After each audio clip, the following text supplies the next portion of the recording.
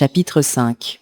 Aussitôt après l'atterrissage, le téléphone portable de Luciano se mit à vibrer sans cesse, tandis que les SMS défilaient sur l'écran, ainsi que des notifications d'appels manqués provenant tous de Charles Bennett.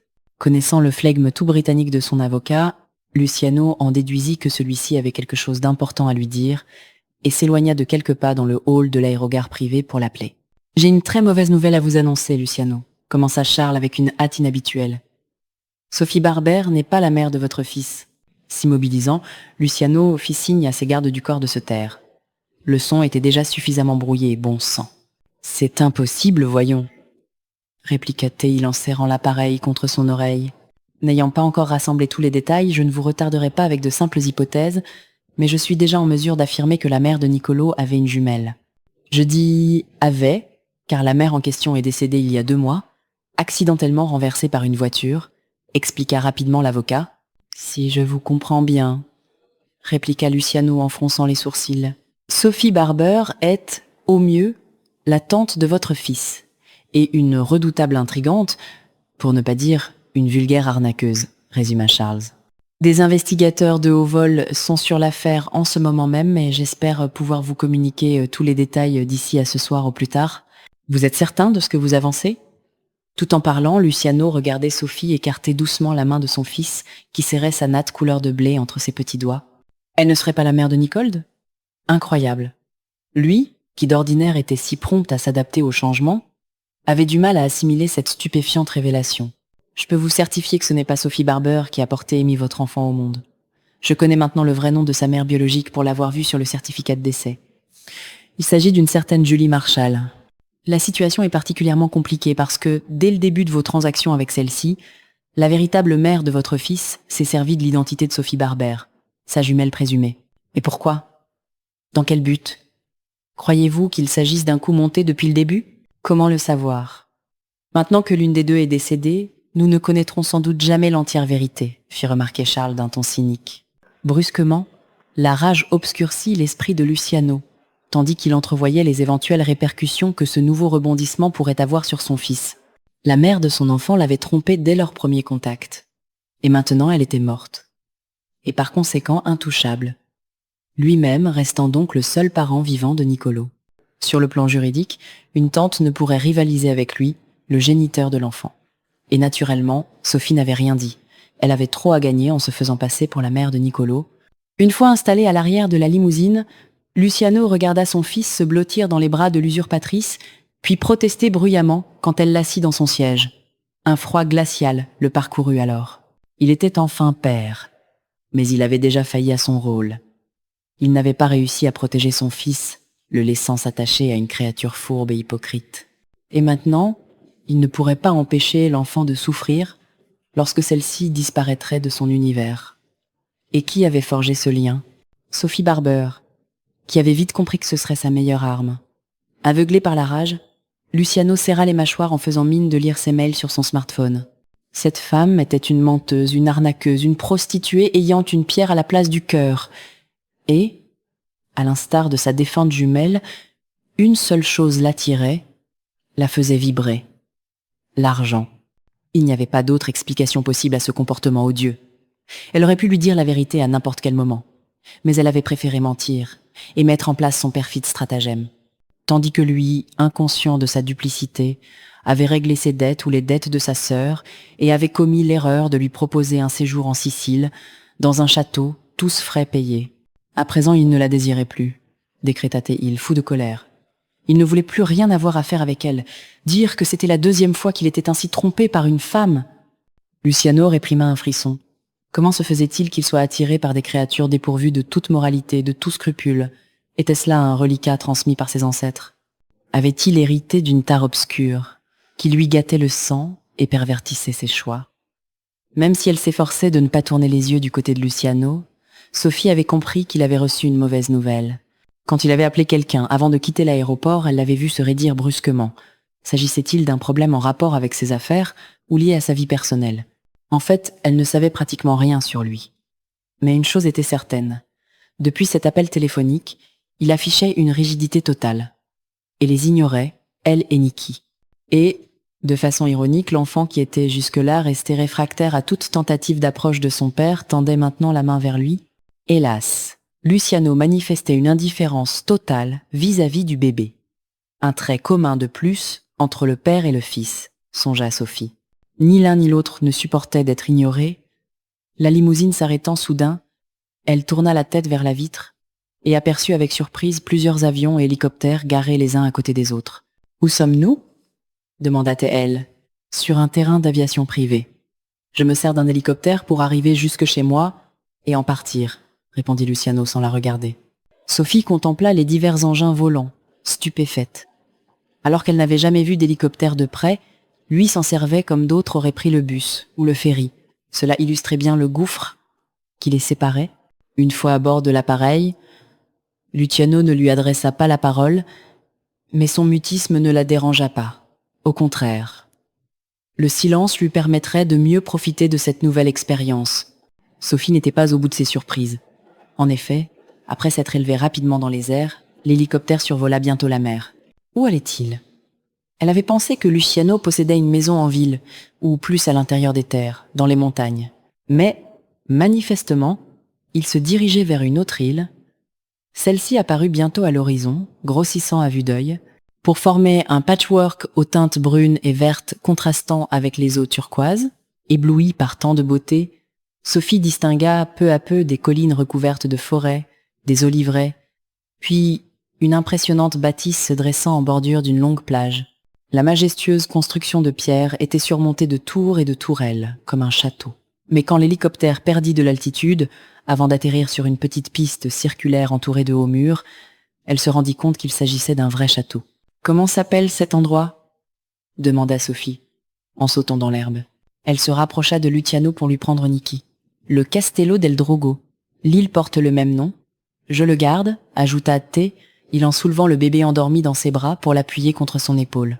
Une lueur farouche couvait au fond de ses yeux, comme s'il cherchait à protéger son fils d'elle. Mais Sophie refusa de se laisser décourager par son hostilité patente. « Depuis combien de temps vis-tu ici ?»« 2 ans. J'y trouve l'intimité dont j'ai besoin. On ne peut approcher l'île que par hélicoptère ou par bateau, donc mes visiteurs sont faciles à repérer.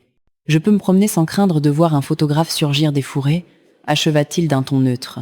Sur ces paroles, il s'avança vers le buggy qui les attendait. Sophie le suivit en souriant et oublia momentanément tous ses soucis, tandis qu'il traversait les somptueux jardins entretenus avec soin. De quelle époque date le château ? Le corps principal a été édifié au Moyen-Âge, le reste a été ajouté au XVIIIe siècle. Quelques instants plus tard, il gravissait les marches, conduisant à l'immense portique roman sous lequel 2 femmes étaient postées pour les accueillir. Toutes 2 étaient vêtues de noir, l'une assez âgée, au visage fermé, l'autre plus amène, d'une 40aine d'années. Quand elle entra dans le hall gigantesque de forme ovale au sol pavé de marbre, Sophie s'arrêta pour contempler les meubles en ébène incrustés de nacre. Une telle splendeur, une telle majesté se dégageaient des lieux qu'elle ne put s'empêcher de les comparer au modeste petit pavillon que louaient ses parents. Comment aurait-elle pu priver Niki d'un tel luxe et d'un tel confort ? « Toute l'île t'appartient » chuchota-t-elle. « Oui » répondit-il brièvement, d'un ton détaché, comme si tout le monde possédait un château et une île. Décidément, le gouffre qui les séparait se creusait de plus en plus. Luciano lui présenta Agnès, la plus âgée des 2 femmes et la gouvernante du château, puis sa fille Carlotta, la nouvelle nounou de Niki, à qui il tendit le bébé, qui venait de se réveiller. Refoulant son inquiétude à la pensée que Niki allait se sentir perdue et se mettre immanquablement à pleurer, Sophie les regardait s'éloigner, un peu soulagée d'entendre Carlotta lui parler doucement pour le rassurer. « Agnès va te conduire à ta chambre », déclara alors Luciano. Le petit visage ridé de la gouvernante semblait aussi figé que l'une des sculptures ornant le portique. Se forçant à lui sourire, elle suivit néanmoins Agnès, qui la précéda bientôt dans un escalier pavé, puis emprunta un long couloir aux murs de pierre. Mais lorsqu'une double porte fut ouverte sur une pièce immense inondée de lumière, Sophie s'immobilisa sur le seuil, fascinée. C'était la chambre la plus stupéfiante qu'elle eût jamais vue. De hautes fenêtres laissaient pénétrer le soleil, dont les rayons dorés caressaient un superbe lit à baldaquin, les beaux meubles cirés, les riches étoffes. Au milieu de la pièce, un magnifique arrangement floral trônait sur une table en bois précieux. N'en croyant pas ses yeux, Sophie vit l'une des portes s'ouvrir sur une authentique bonne, en robe noire et tablier blanc, qui s'arrêta en souriant, comme pour l'inviter à entrer dans la pièce dont elle venait de surgir, presque par magie. Agnès l'encourageant à suivre la jeune femme, Sophie s'avança docilement, avant de découvrir avec stupeur un gigantesque dressing au rayonnage et casier astucieusement encastré dans les murs, au-dessus et en dessous d'une longue penderie. Puis le spectacle commença. La bonne ouvrit les portes pour lui laisser voir ce que contenaient les casiers, poussa les porte-manteaux pour qu'elle puisse admirer les différentes tenues, toutes plus sophistiquées les unes que les autres.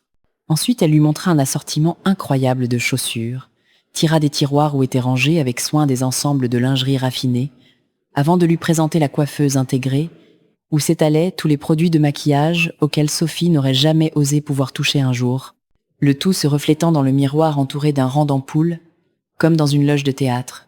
Médusée, elle vit la bonne lui tendre une petite enveloppe blanche en souriant. « Avec mes compliments. Luciano. » Le cœur battant, Sophie serra la carte entre ses doigts, tandis qu'une sensation étrange l'envahissait. Au lieu de porter un uniforme, elle se voyait attribuer une nouvelle garde-robe de luxe et un impressionnant assortiment d'accessoires, tout aussi luxueux. Soudain, elle eut affreusement chaud dans son jean. Mais lorsque la jeune bonne se fut éclipsée, et que, les mains tremblantes, Sophie regarda de plus près les différentes tenues suspendues au rail, et découvrit les noms des créateurs les plus réputés du moment dont même elle avait entendu parler. Alors qu'elle ne suivait pas la mode, elle se laissa tomber sur la chaise tapissée de soie damassée installée devant la coiffeuse et se regarda dans le miroir. Son visage lui parut étrangement nu et, après avoir inspiré profondément, elle se releva pour ôter son jean. Elle avait vraiment trop chaud. Ensuite, elle regagna la chambre et ouvrit sa valise dont elle sortit sa jupe en coton. À vrai dire, elle n'arrivait pas à réfléchir, obnubilée par le contenu du dressing. Comment Luciano avait-il bien pu croire qu'elle apprécierait un cadeau d'une telle valeur? La nausée la gagnait, si violente que Sophie ferma les yeux. C'était sa propre faute, se dit-elle, les joues en feu. Elle l'avait laissé agir à sa guise, sans s'opposer franchement à lui. Résultat, il avait dépensé une véritable fortune pour elle. S'appliquant les mains sur les joues, elle laissa échapper un gémissement. Que faire à présent? Car elle était toujours censée être Julie, qui, elle, aurait été aux anges. Sa jumelle adorait les vêtements de créateur. Sophie rouvrit les yeux et retourna dans le dressing, puis caressa du bout des doigts une parure de lingerie d'un subtil rose perle, visible dans un tiroir resté ouvert. C'était exactement sa taille, constata-t-elle en soulevant délicatement l'étiquette soyeuse. Mais elle ne pourrait jamais porter ces luxueux articles. Accepter les somptueux présents de Luciano allait à l'encontre de ses principes. Elle n'avait rien fait pour mériter une telle largesse. Un soupir aux lèvres, elle caressa du regard les chaussures à talons plats, compensées, à plateforme, les talons aiguilles d'une hauteur insensée. Sophie n'avait qu'une faiblesse, les chaussures. Se mordillant les lèvres, elle contempla une paire d'escarpins en cuir mauve, à fines brides croisées et aux talons incrustés de minuscules pierres brillantes. Incapable de résister plus longtemps, elle se débarrassa de ses ballerines avant de glisser voluptueusement les orteils dans la chaussure au cuir aussi doux que de la soie. Parfait. Elle avait trouvé le moyen de montrer sa gratitude à Luciano.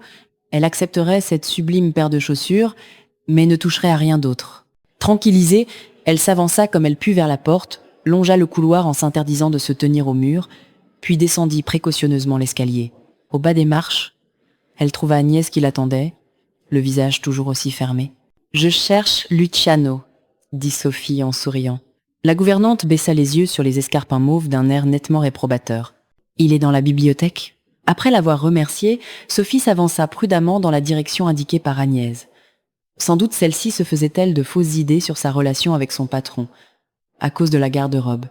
En tout cas, la gouvernante ne l'aimait pas, c'était évident, et elle le lui avait bien fait comprendre au premier regard, se rappela Sophie avec un frisson désagréable. En attendant le coup de fil de Charles, Luciano avait avalé 4 whisky coup sur coup, ce qui ne lui ressemblait pas du tout. Mais il était tellement impatient d'apprendre les détails de l'escroquerie dont il avait été victime et de pouvoir ensuite confronter Sophie à ses manigances qu'il bouillait littéralement sur place. Seigneur, non seulement il était fou de rage contre elle, mais il se trouvait en proie à un chaos épouvantable dont il ne comprenait pas la cause, ce qui lui donnait un sentiment d'impuissance qui ne faisait qu'aggraver son humeur. Quelqu'un, frappant soudain à la porte, il traversa la bibliothèque à grandes enjambées, pressé de dire 2 mots à celui ou celle qui osait venir le déranger. Stupéfait de se retrouver face au visage souriant de Sophie, Il recula malgré lui d'un pas. Évidemment, elle était contente, songea Luciano en se ressaisissant aussitôt, parce qu'elle ne savait pas encore qu'il savait, et qu'elle venait de découvrir une garde-robe de rêve valant une petite fortune. En outre, elle devait être ravie de ne pas avoir à s'occuper du bébé 24 heures sur 24, puisque Carlotta était là pour la seconder. Luciano. S'interrompant, elle tourna les yeux vers les rayonnages emplis de livres, l'air extasié. « Oh !» murmura-t-elle. « Quelle pièce merveilleuse! Tu as de la chance d'avoir autant d'espace pour ranger tes livres. Tu es venu me voir dans un but précis ?» S'enquit-il d'un ton sévère, la suivant du regard malgré lui. Il la vit vaciller légèrement, alors qu'elle s'avançait vers le bureau occupant le centre de la pièce. Incapable de résister, il baissa les yeux sur ses fesses rondes et moulées par une jupe courte, lorsque son regard fut attiré par les escarpines mauves à hauts talons. De façon totalement incongrue, Sophie avait choisi de porter des chaussures habillées, avec lesquelles elle pouvait à peine marcher. Ahuri, il la vit se cramponner à l'angle du bureau pour ne pas perdre l'équilibre. Solidement arrimée au coin du meuble imposant trônant au milieu de la bibliothèque, Sophie se tourna vers Luciano et sentit aussitôt le trouble l'envahir. Aucune femme n'aurait pu garder les idées claires face à un homme aussi somptueux. Néanmoins, il semblait toujours tendu et furieux, constata-t-elle en contemplant ses mâchoires crispées et la lueur dure couvant au fond de ses yeux sombres. « Ça n'a pas l'air d'aller », commença-t-elle d'un ton hésitant. « Est-ce que je peux faire quelque chose pour toi ?» Sa proposition était sincère. Elle aurait vraiment voulu l'aider car, de toute évidence, il avait des ennuis. « Pourquoi cela n'irait-il pas ?» répliqua-t-il sèchement. « Cela se voit, » répondit-elle avec franchise. « C'est évident que tu es préoccupé. Tu as des ennuis ?» Désarçonné par son aplomb, Luciano serra les mâchoires à s'en faire mal. « Tu as l'air tellement furieux, » poursuivit-elle gentiment. « Je ne suis pas furieux. » Gronda-t-il entre ses dents. « Très bien, je n'insiste pas. Alors, » murmura Sophie. « Cela vaudrait mieux, en effet, » rétorqua-t-il d'un ton tranchant. En équilibre instable sur ses hauts talons, les joues en feu, elle se dirigea vaillamment vers les larges fenêtres qui donnaient sur les massifs de fleurs entourant une fontaine presque entièrement recouverte de mousse. « Je suis venue te remercier de m'avoir acheté tous ces vêtements et accessoires superbes. » Pleine de bonne volonté, Sophie souleva un pied pour lui montrer qu'elle portait l'une des paires d'escarpins trouvées dans le dressing, et perdit l'équilibre.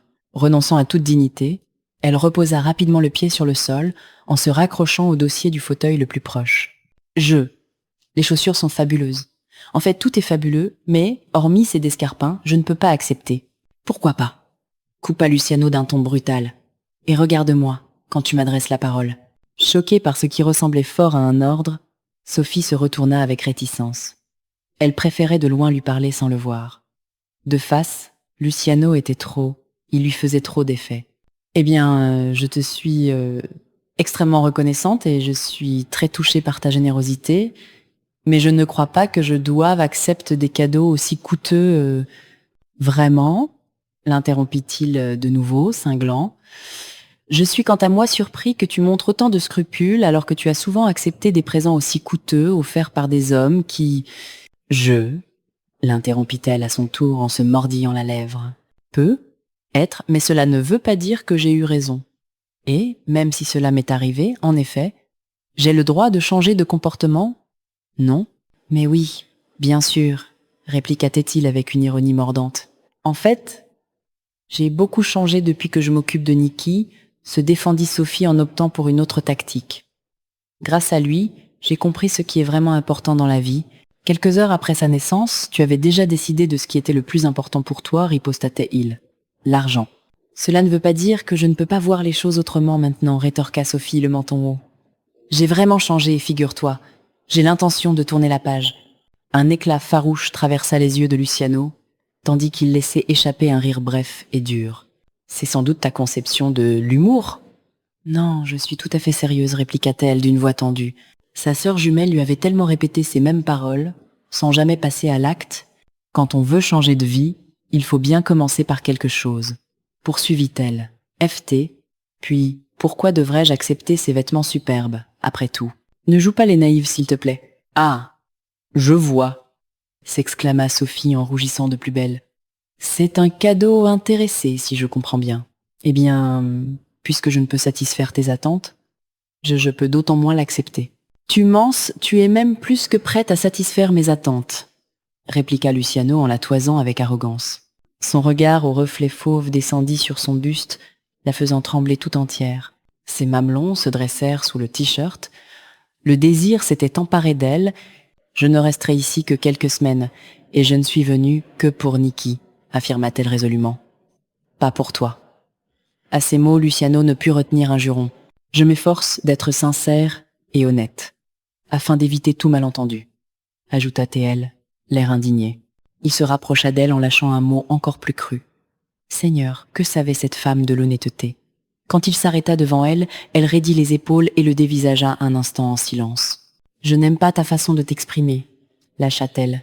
Et moi, je n'aime pas que l'on me raconte des histoires ou que l'on me mente. Or, tu cherches à me faire croire que tu ne me désires pas, ce qui est un énorme mensonge. Elle écarquilla ses yeux clairs. Tu es toujours aussi certain de ton pouvoir d'attraction? Sans répondre, Luciano souleva l'épaisse tresse et en défit le lien, avant de libérer peu à peu les longues mèches aux reflets dorés. Je veux voir tes cheveux dans toute leur splendeur. Elle voulait fourner la page, continuait-il de se répéter. Croyait-elle l'impressionner avec ce genre de profession de foi? Comment pouvait-elle le regarder en face, avec ses yeux magnifiques, ce regard si candide? Alors, qu'elle continuait de lui mentir, la moralité de cette femme était sans limite, songea-t-il, en proie à un mélange effroyable de colère et d'amertume. Il en avait plus qu'assez, de la duplicité des femmes. Ça devient trop intense, murmura Sophie. Luciano glissa les doigts dans sa chevelure soyeuse, la prit par les épaules et l'attira vers lui. Si tu comprenais à quel point cela me rend furieux, que tu mentes, tu cesserais tout de suite. Les fragrances citronnées de son eau de toilette raffinée grisaient Sophie, les nuances subtiles se conjuguant à une autre, plus mâle, plus singulière, à laquelle s'ajoutait encore un léger effluve de whisky. Je rentrerai en Angleterre dans quelques semaines, lui rappela-t-elle d'une voix mal assurée. Je te l'ai dit, je ne suis ici que pour Nikki. Menteuse, répliqua-t-il en la scrutant. Tu n'es venue en Sicile que pour être avec moi.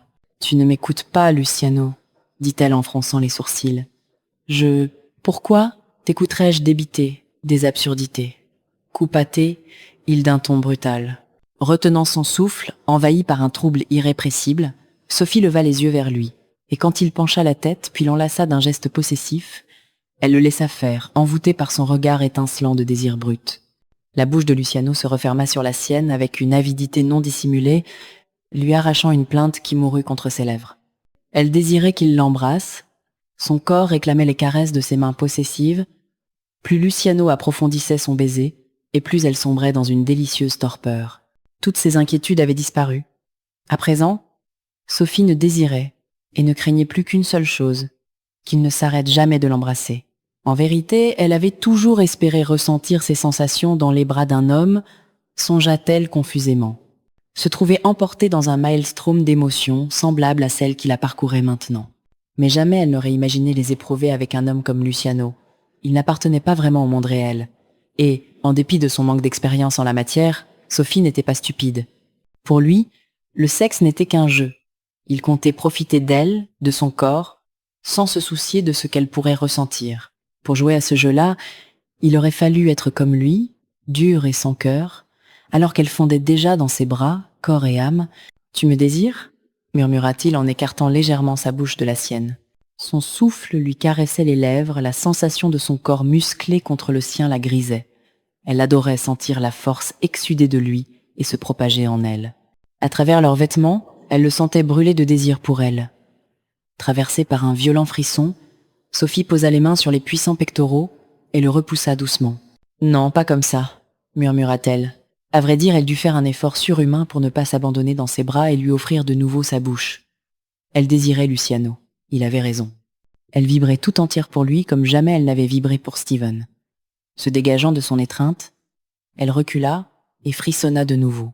Sa chaleur virile lui manquait déjà. Après s'être débarrassée de ses escarpines, Sophie se sentit soudain minuscule et en proie à un étrange sentiment d'abandon. Reculant encore, pieds nus, elle se détourna brusquement et s'enfuit par la porte. Elle était partie, constata Luciano en fronçant les sourcils, comme si elle avait une meute à ses trousses. Il se pencha pour ramasser les chaussures délaissées et les contempla, incrédule. Se prenait-elle pour Cendrillon? Stupéfait, car aucune femme ne s'était encore livrée à ce genre de valse hésitation avec lui, il alla se servir un 5e whisky. L'attitude de Sophie le laissait perplexe. Il ne comprenait vraiment pas la raison de sa soudaine fuite. Quel bénéfice espérait-elle tirer d'un tel comportement, bon sang? Ne se rendait-elle pas compte qu'elle ne faisait qu'attiser sa colère?